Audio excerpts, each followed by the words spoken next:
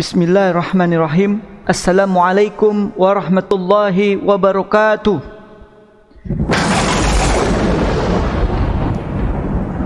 Kisah Habil dan Qabil dinukil dari kisah-kisah dalam Al-Quran oleh Ibnu Katsir, diceritakan oleh Ari Utami Niliano.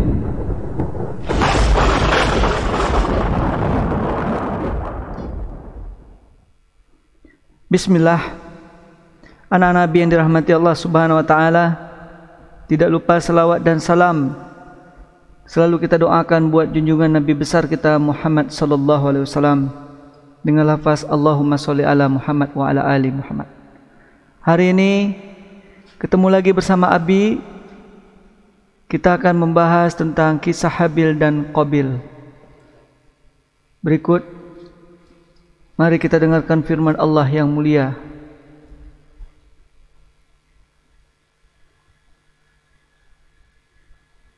Alif Lam Ra Tilka ayatul kitabil mubin Inna anzalnahu Qur'anan Arabiyyan la'allakum ta'qilun نحن نقص عليك أحسن القصص بما أوحينا إليك هذا القرآن وإن كنت من قبله لمن الغافلين Alif Lam Ra. Ini adalah ayat-ayat kitab Al-Quran yang nyata. Sesungguhnya kami menurunkannya berupa Al-Quran dengan berbahasa Arab agar kamu memahaminya. Kami menceritakan kepadamu kisah yang paling baik dengan mewahyukan Al-Quran ini kepadamu. Dan sesungguhnya kamu sebelum kami mewahyukannya adalah termasuk orang-orang yang belum mengetahui. Anak-anak Abi yang dirahmati Allah Subhanahu wa taala, kalian mungkin pernah mendengar kisah Habil dan Qabil? Ya, mungkin anak-anak Abi pernah mendengarnya di buku cerita, di radio, di televisi dan lain sebagainya. Anak-anakku yang dirahmati Allah Subhanahu wa taala, Habil dan Qabil, mereka adalah anak-anak Nabi Adam alaihissalam. Allah Subhanahu wa taala mengabdikan kisah ini dalam Al-Quran agar menjadi pelajaran bagi anak cucu Nabi Adam alaihissalam, termasuk kita semua. Di dalam kisah ini menceritakan sebuah kejahatan pertama yang dilakukan manusia di atas muka bumi ini. Anak-anak Abi, hal ini sudah termaktub di dalam Al-Quranul Karim sebagaimana firman Allah Subhanahu wa taala. A'udzu billahi minasy syaithanir rajim. Watlu 'alaihim naba'a bani Adam bil haqqi idh qarraba qurbana فتقبل من أحدهما ولم يتقبل من الآخر قال لأقتلنك قال إنما يتقبل الله من المتقين. Ceritakanlah kepada mereka kisah kedua putra Adam alaihissalam, yaitu Habil dan Qabil. Menurut yang sebenarnya, ketika keduanya mempersembahkan kurban, maka diterima dari salah seorang dari mereka berdua, Habil, dan tidak diterima dari yang lain, Qabil. Ia berkata, yaitu Qabil, "Aku pasti membunuhmu." Berkata Habil, "Sesungguhnya Allah hanya menerima kurban dari orang-orang yang bertakwa. Anak-anak Nabi yang dirahmati Allah Subhanahu wa taala. Nabi Adam alaihissalam memiliki anak-anak yang terlahir kembar, laki-laki dan perempuan. Hanya Allah Subhanahu wa taala lah yang tahu jumlah dan nama-nama mereka seluruhnya. Diriwayatkan dari para sahabat Nabi sallallahu alaihi wasallam, di antaranya Ibnu Abbas dan Ibnu Mas'ud radhiyallahu anhum jami'an, bahwa Nabi Adam alaihissalam biasa mengawinkan putranya dari satu kelahiran dengan putri dari kelahiran yang lain. Karena itu Habil akan dinikahkan dengan saudara perempuan Qabil yang paling cantik di antara anak-anak perempuan Nabi Adam alaihissalam. Namun apa yang terjadi anak Nabi? Qabil menolak keinginan ayahnya karena dia ingin mengawini saudara perempuannya sendiri. Oleh karena itu Adam alaihissalam memerintahkan mereka berdua untuk mempersembahkan kurban kepada Allah Subhanahu wa taala. Bagi siapa yang kurbannya diterima, maka dialah yang berhak mengawini saudara perempuan Qabil. Ketika Nabi Adam alaihissalam pergi, Habil dan Qabil mempersembahkan kurban kepada Allah Subhanahu wa taala. Habil berkurban dengan seekor kambing betina yang gemuk, sedangkan Qabil berkurban dengan setumpuk tanaman yang buruk. Kemudian apa yang terjadi anak Nabi? Kurban ini dipersembahkan di hadapan Allah Subhanahu wa taala. Kemudian ternyata api datang dari langit, zoom, dan menyambar kurban yang dipersembahkan oleh Habil dan tidak menyentuh kurban yang diberikan oleh Qabil. Melihat itu, Qabil menjadi sangat marah dan berkata kepada Habil, "Aku pasti membunuhmu." Agar Habil tidak dapat mengawini saudaranya, Habil menjawab, "Sesungguhnya Allah hanya menerima kurban dari orang-orang yang bertakwa." Dikisahkan, suatu ketika Habil terlambat pulang. Lalu ayahnya Nabi Adam alaihissalam memerintahkan Qabil untuk mencarinya. Ketika mereka bertemu, Qabil yang sangat marah berniat untuk membunuh Habil. Maka Habil pun menakutinya dan berkata seperti dikisahkan di dalam Al-Qur'anul Karim dalam firman Allah Subhanahu wa taala, لئن بسطت إلي يدك لتقتلني ما أنا بباسط يدي إليك لأقتلك إني أخاف الله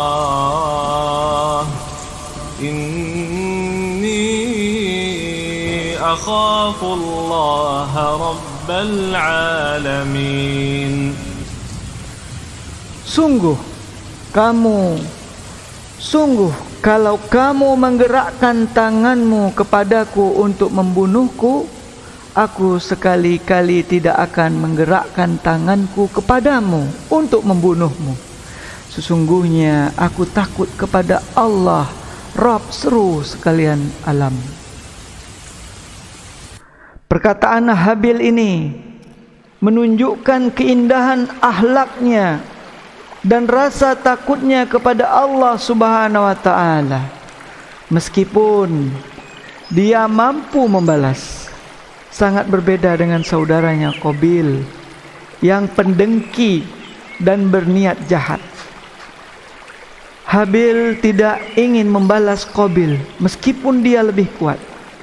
Allah Subhanahu wa taala mengisahkan perkataan Habil dalam Al-Qur'anul Karim sebagaimana firman Allah Subhanahu wa taala, إني أريد أن تبوء بإثمي وإثمك فتكون من أصحاب النار وذلك جزاء الظالمين. Sesungguhnya aku ingin agar kamu kembali dengan membawa dosa membunuhku dan dosamu sendiri. Maka kamu akan menjadi penghuni neraka. Dan yang demikian itulah pembalasan bagi orang-orang yang zalim. Anak Nabi, lalu Qabil memukul Habil dengan batu di bagian kepalanya, hingga Habil pun mati seketika. La ilaha illa anta subhanaka inni kuntu minaz zalimin. Inna lillahi wa inna ilaihi raji'un. فطوعت له نفسه قتل أخيه فقتله فأصبح من الخاسرين. Maka hawa nafsu Qabil menjadikannya menganggap mudah membunuh saudaranya. Sebab itu dibunuhnyalah, maka jadilah ia seorang di antara orang-orang yang merugi.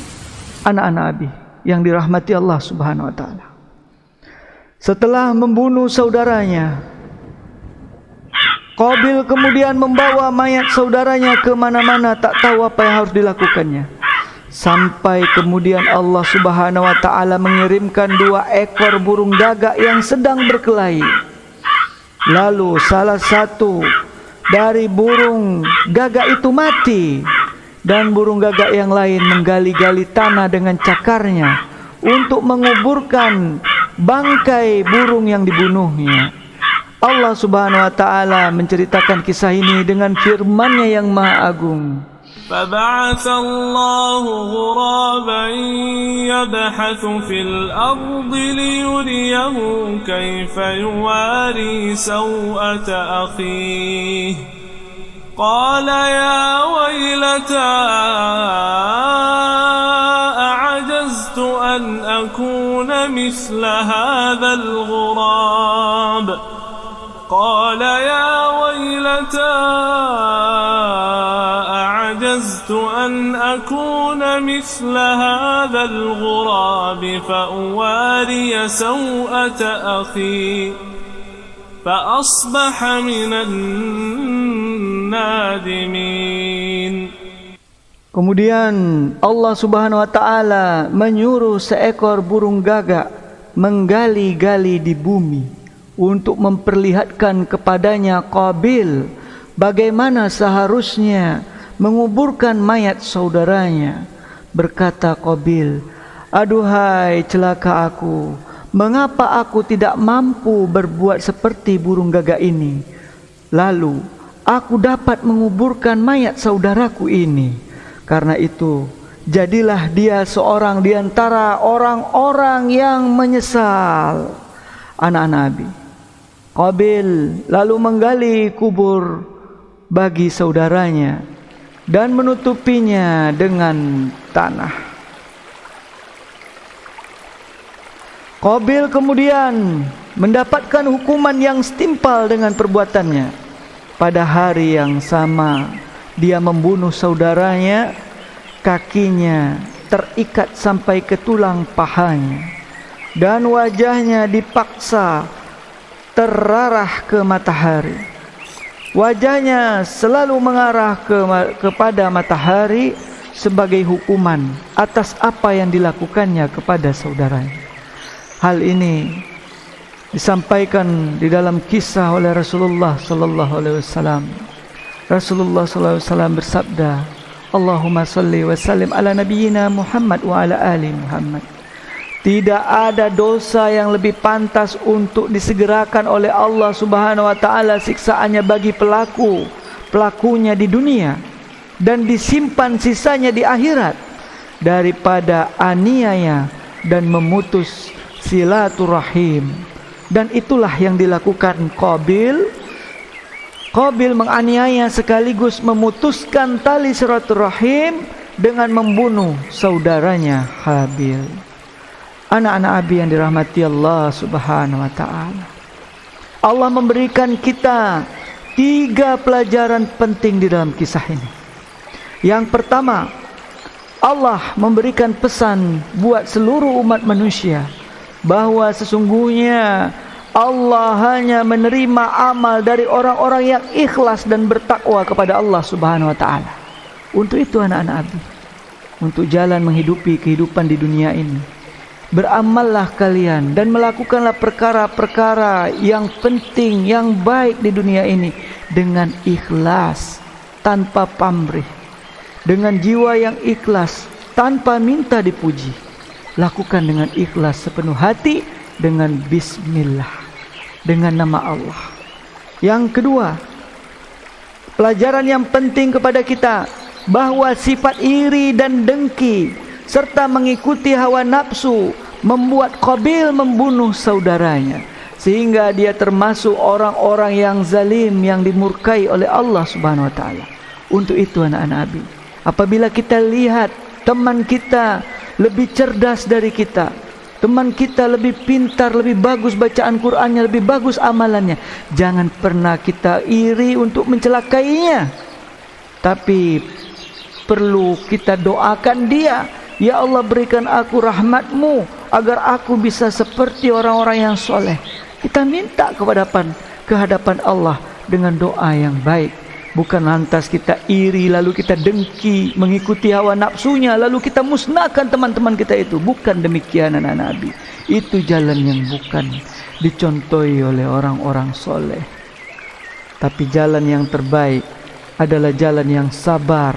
Sebagaimana dalam kisah ini, Habil tidak mau membalas padahal dia punya kekuatan. Tapi Habil berserah diri di hadapan Allah Subhanahu wa taala dengan keikhlasan hati. Yang ketiga, pelajaran penting bagi kita anak-anak Nabi. Orang-orang yang zalim akan mendapatkan hukumannya yang setimpal oleh Allah Subhanahu wa taala. Di mana hukuman itu akan didapat? Dia akan dapat di dunia maupun di akhirat.